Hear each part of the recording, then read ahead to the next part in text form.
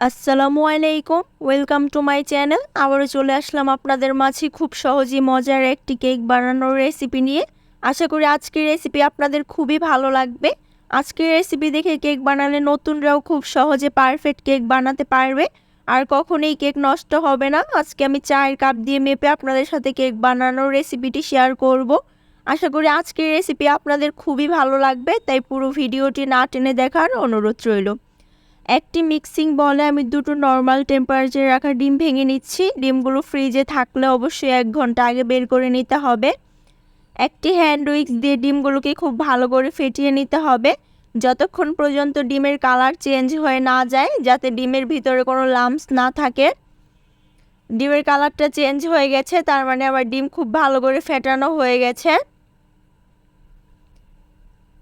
একটি 4 কাপ দিয়ে মেপে আমি 1 কাপ পরিমাণ চিনি নিয়েছি দুটো ডিমের জন্য। প্রথমে অর্ধেক দিয়ে দিচ্ছি যাতে খুব ভালো করে ডিমের সাথে চিনিটা গলে যায় আর খুব ভালো করে মিক্স হয়ে যায়। খুব ভালো করে মিক্স হয়ে গেছে, আমি আবার অর্ধেক দিয়ে দিচ্ছি। দুবারে দিলে খুব ভালো করে গলে যায় খুব সহজেই। সমস্ত উপকরণগুলোকে আমি আবারও প্রায় 7-8 মিনিটের মতো খুব ভালো করে মিক্স করে নিচ্ছি। যত বেশি মেশানো যাবে কেকটা ততই পারফেক্ট হবে। দিয়ে দিচ্ছি আধা কাপ পরিমাণ রান্নার তেল। তেলটা দিয়েও খুব ভালো করে মিক্স করতে হবে। যত উপকরণ দিবেন দেওয়ার পর খুব ভালো করে সমস্ত উপকরণ মিক্স করতে হবে। যত বেশি মিক্স করা যাবে কেকটা ততই স্পঞ্জি পারফেক্ট হবে। দিয়ে দিচ্ছি 1 চা চামচ পরিমাণ ভ্যানিলা এসেন্স। আপনারা ভ্যানিলা এসেন্সের পরিবর্তে এলাচের গুঁড়ো ইউজ করতে পারেন। খুব ভালো করে মিক্স করে নিচ্ছি। যত বেশি মেশানো যাবে ততই কেকটা পারফেক্ট হবে।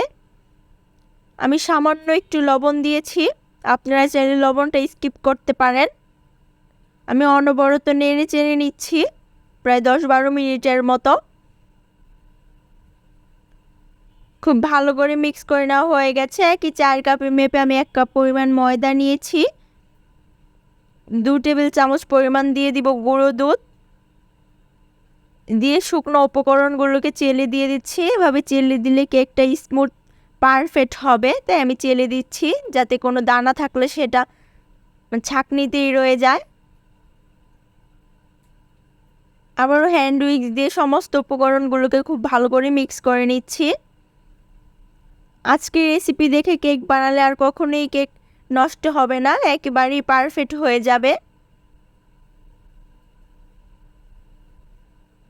একটু আস্তে আস্তে সময় নিয়ে এই কাজটা করতে হবে।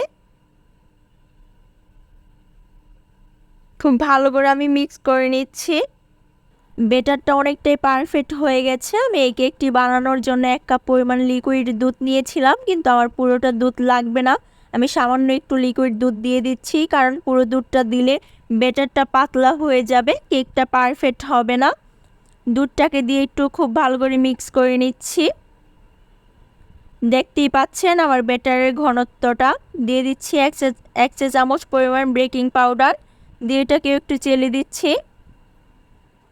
দিয়ে সমস্ত উপকরণগুলোকে মিশিয়ে নিচ্ছি। একটু আস্তে খুব সময় নিয়ে একটু মেশানোর ট্রাই করবেন, তাহলে খুব ভালো করে মিক্স হয়ে যাবে।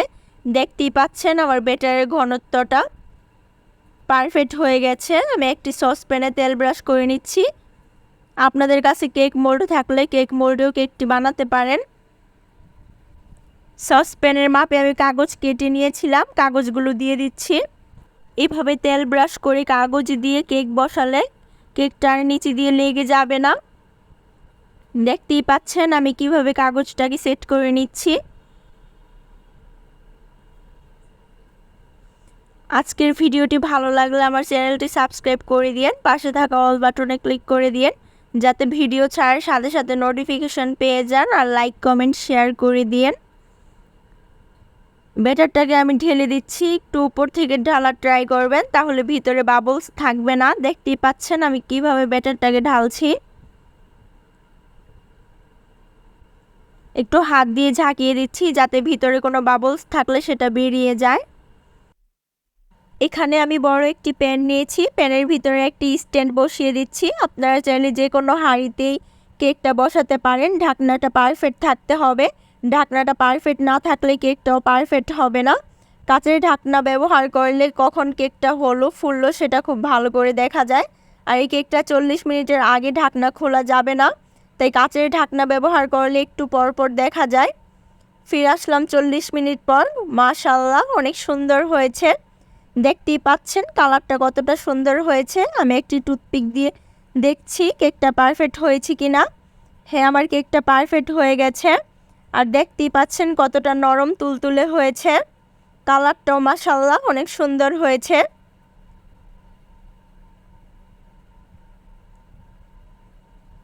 আজকে রেসিপি দেখে কেক বানালে আর কখনোই কেক নষ্ট হবে না। নিচে দিয়ে তেল ব্রাশ করার কারণে আমার কেকটা খুব সহজেই উঠে আসছে, দেখতেই পাচ্ছেন। বড় সসপ্যানে আমার কেকটা বানানোর কারণে কেকটা অনেক ফুলেছে, কিন্তু বোঝা যাচ্ছে না। মোল্ড আউট করে আপনাদের সাথে শেয়ার করছি। উপরের কাগজগুলো উঠিয়ে দেখাচ্ছি নিচের কালারটা কতটা সুন্দর হয়েছে। দেখতেই পাচ্ছেন নিচের কালারটা অনেকটাই সুন্দর হয়েছে। মাত্র 2টো ডিম 1 কাপ আটা দিয়ে অনেক বড় মাশাআল্লাহ অনেক সুন্দর একটি কেক হয়েছে। আপনারা এভাবে ট্রাই করলে আর কখনোই আপনাদের কেক নষ্ট হবে না। আর কেকটা খেতেও মাশাআল্লাহ অনেক সুস্বাদু ছিল। আশা করি আজকের রেসিপি আপনাদের খুবই ভালো লেগেছে। আর আমার রেসিপিটি ভালো লাগলে আমার চ্যানেলটি দয়া করে সাবস্ক্রাইব করে দিন। পাশে থাকা অল বাটনে ক্লিক করে দিন যাতে ভিডিও ছাড়ার সাথে সাথে নোটিফিকেশন পেয়ে যান। আমি কেকটা আপনাদের সাথে কেটে শেয়ার করছি ভিতর দিয়ে কতটা সফট নরম হয়েছে।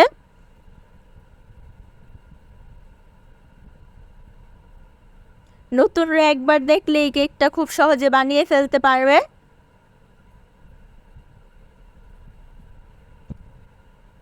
দেখতেই পাচ্ছেন অনেকটাই সুন্দর হয়েছে, কতটা নরম হয়েছে।